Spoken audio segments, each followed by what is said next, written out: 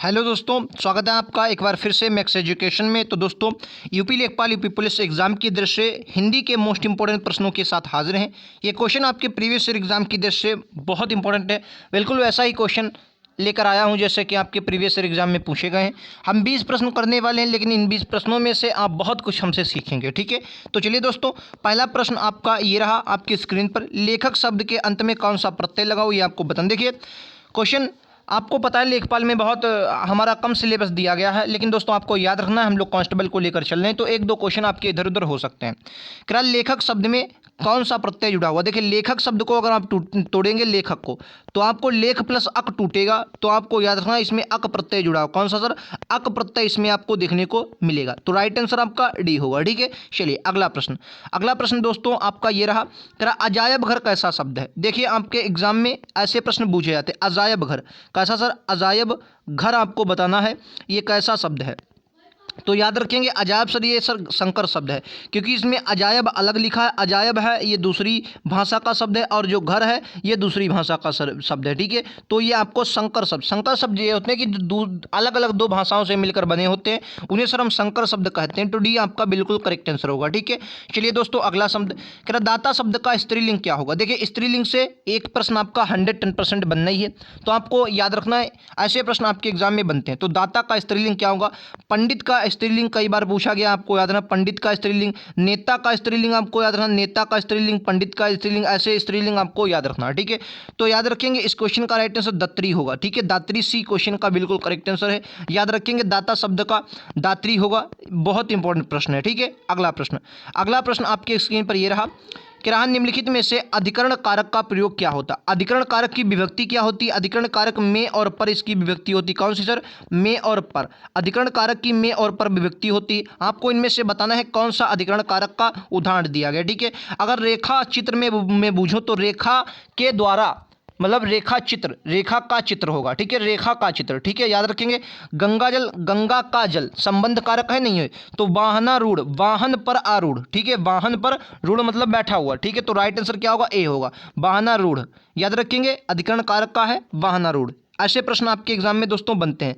अगला प्रश्न ये रहा आपकी स्क्रीन पर, कह रहा है हिंदी शब्दों में लिंग निर्धारण किसके आधार पर किया जाता है। देखिए आप अगर कोई वाक्य देखते हैं तो कैसे पता चलता है कि लिंग का निर्धारण कैसे हुआ। ठीक है, तो देखिए अगर मैं बात करूं सर किसके हिसाब से, प्रत्यय के हिसाब से, संज्ञा के हिसाब से, क्रिया के हिसाब से, या सर्वनाम के हिसाब से, आप लिंग निर्धारण कैसे करते हैं कि कौन सा लिंग इसमें स्त्रीलिंग है या पुल्लिंग है, तो किस हिसाब से आपको, तो हमेशा याद रखना है ये क्रिया के हिसाब से। किसे सर? क्रिया के हिसाब से आपको याद रखना। ठीक है, क्रिया के हिसाब से पता चलता है किस प्रकार का लिंग हो जाए। ठीक है, तो क्रिया के हिसाब से पता चलता, तो सी इस क्वेश्चन का बिल्कुल करेक्ट आंसर है। अगला प्रश्न दोस्तों आपके एग्जाम की दृष्टि से मोस्ट इंपोर्टेंट ये रहा कि रहा है चूहा बिल से बाहर निकला के लिए कौन सा कारक होगा। देखिए बिल से बाहर निकला, संप्रदान के लिए हम के लिए लगाते हैं। संप्रदान में क्या लगाते हैं? के लिए। जैसे के लिए संप्रदान, जैसे माता जी ने सेवक को कंबल दिया तो संप्रदान हो गया।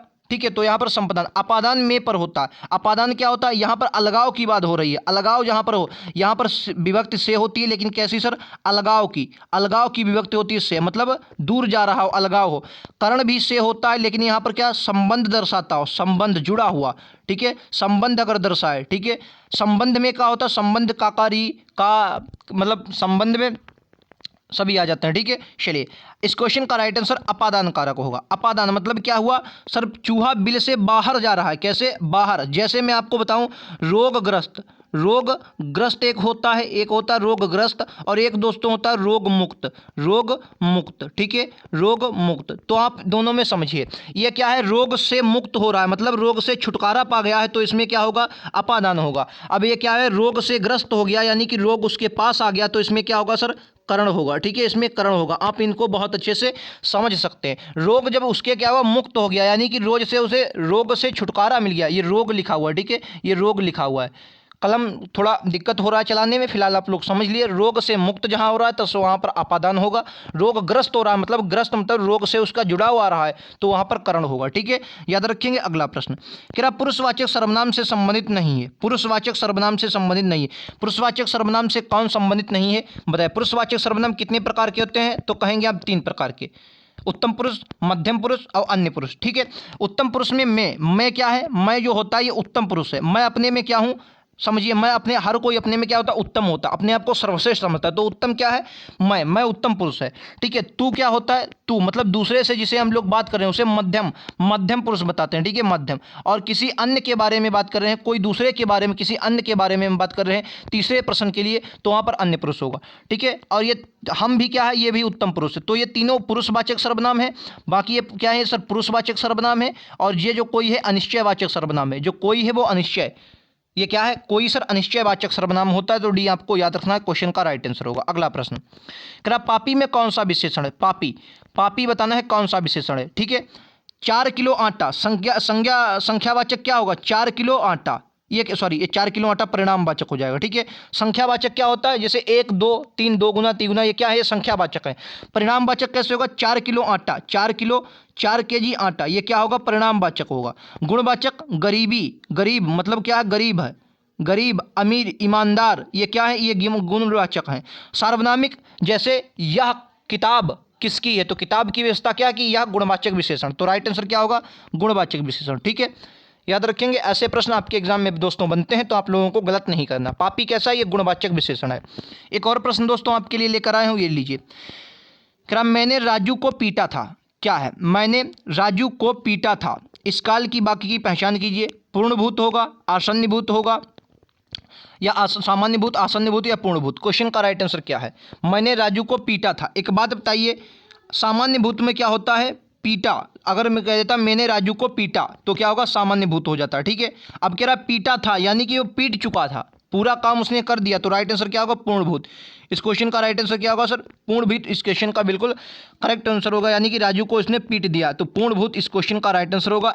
पहला इस क्वेश्चन का बिल्कुल करेक्ट आंसर है। और अगर कोई था कि मैं राजू को पीट रहा था, तो क्या होगा, तो अपूर्णभूत होगा। ठीक है, अगर इसमें आ जाता रहा था आ जाता, तो क्या होता, अपूर्णभूत होता। ठीक है, और आ जाता पीटा, मैंने राजू को पीटा, तो आ जाता आसन्नभूत। अगला क्वेश्चन, कह रहा अरे जरा इधर तो आ, इनमें से कौन सा अवयव है, परिणामवाचक, प्रश्नवाचक, विस्मयादिबोधक, कालबोधक। क्वेश्चन का राइट आंसर क्या होगा, कह रहा अरे जरा इधर तो आ, क्या होगा क्वेश्चन का राइट आंसर। तो आपको याद रखना, इस क्वेश्चन में आ जाएगा आपका विस्मयादिबोधक, क्योंकि अरे लगा हुआ, हालांकि चिन्ह नहीं लिया होगा, लोप है चिन्ह का, लेकिन फिर भी आपको याद रखना सी इस क्वेश्चन का बिल्कुल करेक्ट आंसर होगा। ऐसे प्रश्न आपके एग्जाम में बनते हैं, क्योंकि एग्जामिनर आपसे खेलता है। ठीक है, अगला प्रश्न, प्रत्यक्ष में कौन सी संधि, देखिए प्रत्यक्ष में कैसे, प्रति प्लस अच्छ, कैसे टूटेगा, प्रति। और जहां पर आधा अगर पूरा हो जाए वहां पर क्या होती है, यड़ संधि होती है। ठीक है, यड़ संधि होती है, याद रखेंगे। जहां प्रत्यक्ष होता है, यहां पर प्रति प्लस अच्छ टूटेगा। तो अच्छ क्या मतलब, क्या प्रति मतलब जहां पर कोई आधी चीज पूरी हो जाती है। ठीक है, तो वहां पर क्या होगा, यड़ संधि होगी। अगला प्रश्न, कह रहा उल्लास का संधि विच्छेद कीजिए। देखो संधि दोनों में आपके यानी उल्लास का संधि विच्छेद कैसे करेंगे। देखो उल्लास में जब ऐसा होता है, यहाँ पर उल्लास नहीं होगा, उल्लास भी नहीं होगा, उल्लास। देखिए इसमें क्या होता है, उत प्लस लास होगा। ठीक है, ये कौन सा संधि है, तो आप कहेंगे ये व्यंजन संधि है। कैसी सर संधि है, व्यंजन संधि है, याद रखें कौन सी, व्यंजन संधि। राइट आंसर डी होगा, यानी कि ताका ला में परिवर्तन हो जाता है। तो उतलास, उत प्लस लास तोड़ेंगे तो आपका उल्लास हो जाएगा। ठीक है, क्वेश्चन का राइट आंसर, जैसे सद्भावना में हम क्या सद्भावना लिखा तो सत प्लस भावना में तोड़ते हैं। ठीक है, याद रखें ताका दा में परिवर्तन। नेक्स्ट प्रश्न दोस्तों, हम धीरे धीरे क्वेश्चनों के लास्ट में आ रहे हैं, लेकिन बहुत इंपॉर्टेंट जितने भी प्रश्न हैं आपको याद रखना है। क्या जय और पराजय में कौन सा समास है, जय और पराजय में कौन सा समास है, अव्ययीभाव समास, बहुब्रीहि, द्वंद्व या दिगु। देखिए दिगु में संख्या आती है, संख्या आ जाती है हमारी दिगु में, जितनी भी संख्या हमारी आती है दिगु में आती है। बहुब्रीहि में पर्यायवाची जितने भी आते हैं वो बहुब्रीहि में आते हैं। अव्ययीभाव में अगर आपका जैसे अव्ययीभाव में क्या लगा, प्रत्यय अगर कोई लगा, सॉरी उपसर्ग अगर कोई जुड़ा होता है तो वो अव्ययीभाव में आ जाता है। राइट आंसर क्या होगा, द्वंद्व।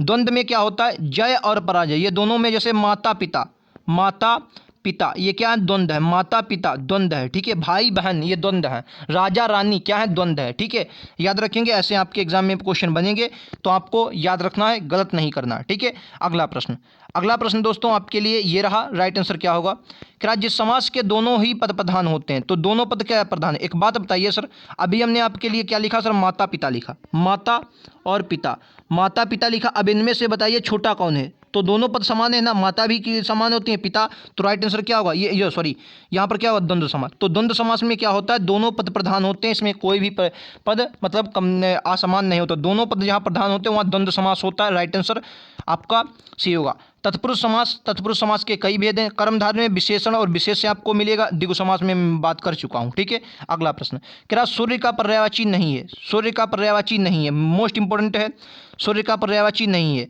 आदित्य, सुशांशु, दिवाकर, अंशुमाली, कौन सा सूर्य का पर्यायवाची नहीं है? तो आपको याद रखना सूर्य का पर्यायवाची जो सुशांशु है सूर्य का पर्यायवाची नहीं है, ये बात आपको याद रखनी है। ऐसे क्वेश्चन आपके एग्जाम में बनेंगे तो आपको गलत नहीं करना है, पर्यायवाची से प्रश्न बनता है तो आप लोगों को गलत नहीं करना। अगला प्रश्न कह रहा कान का कच्चा होना, क्या होगा? कान का कच्चा होना क्या होगा? कम सुनना, सुनी बात पर विश्वास करना, दूसरे की बात मानना, कान का कमजोर होना। तो राइट आंसर क्या होगा? सुनी बात पर जो विश्वास कर लेता है उसे क्या कहते हैं सर? कान का कच्चा होना। बी इस क्वेश्चन का बिल्कुल करेक्ट आंसर है। ठीक है, अगला प्रश्न ये रहा आपका, निम्नलिखित में से विकल्पों में से तत्सम आपको बताना है कौन सा? नारियल, उपरोक्त, तुरंत या आलस। देखिए नारियल का जो नारियल है तद्भव शब्द है, उपरोक्त भी तद्भव शब्द है, तुरंत भी तद्भव शब्द है। ठीक है, वो नारियल का तत्सम नारिकेल होता है। राइट आंसर क्या होगा? राइट आंसर आपको आलस्य याद रखना। आलस्य क्या है? ये तत्सम शब्द है, इसका तद्भव आलस होता है। क्या होता है? आलस। आलस्य क्या है? आलस क्या होता है? इसका तत्सम शब्द होता है। ठीक है, आलस तत्सम क्या होता है? ये तत्सम तद्भव शब्द होता है आलस। ठीक है, याद रखेंगे। ठीक है, ऐसे प्रश्न आपके एग्जाम में बनेंगे तो आपको गलत नहीं करना। एक और प्रश्न लीजिए आपके एग्जाम की दृष्टि से। चलिए आगे मैं दिखाता हूँ इस प्रश्न को। ये लीजिए, क्या सही वर्तनी आपको बताना है। राइट आंसर क्या होगा? शुद्ध वर्तनी बताना है। क्या शुद्ध वर्तनी बताना है। निम्नलिखित में से दृष्टि से शुद्ध शब्द कौन सा बताना है। ठीक है, रचयिता, रचयिता, रचयिता, रचयिता। ठीक है, ये मैं कुछ लिख रहा हूँ, इनमें बताइए कौन सा शुद्ध है।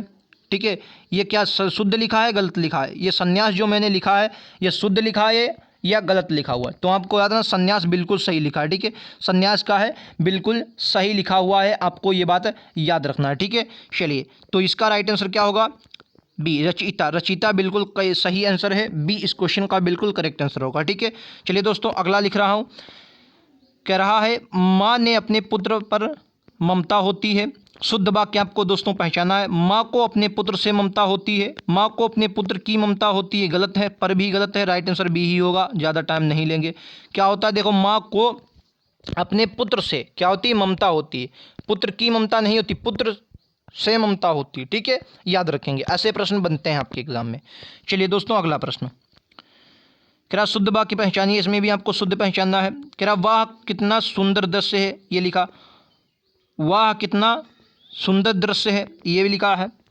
इसमें है लिखा हुआ है तो ये गलत हो जाएगा। कह रहा वाह, इसमें ये नहीं लगा हुआ है पूरा, कितना सुंदर दृश्य है, गलत हो जाएगा। वाह में क्वेश्चन मार्क दे दिया गया। राइट आंसर क्या होगा? बी होगा। ठीक है, याद रखेंगे, तो बी इस क्वेश्चन का बिल्कुल करेक्ट आंसर होगा। ठीक है, तो दोस्तों यही हमारे 20 प्रश्न थे। इन 20 प्रश्नों में से आपका स्कोर कितना रहा हमें ज़रूर बताएं, और ऐसे लगातार प्रश्नों के लिए आप हमारे चैनल को सब्सक्राइब कर सकते हैं। बहुत बेहतरीन क्लास थी, आपको क्लास समझ में ज़रूर आई होगी। बेहतरीन प्रश्न थे, थोड़ा PDF बनाने में दिक्कत ज़रूर हुई है क्योंकि इधर उधर क्वेश्चन थे, लेकिन बहुत ही बेहतरीन प्रश्न थे। प्रश्न कैसे लगे ज़रूर बताएं, अपना स्कोर कमेंट बॉक्स में लिखना ना भूलें। ऐसे लगातार प्रश्नों के लिए आप हमारे चैनल को ज़रूर सब्सक्राइब करें। मिलते हैं अगले वीडियोज़ में, आज के लिए इतना ही।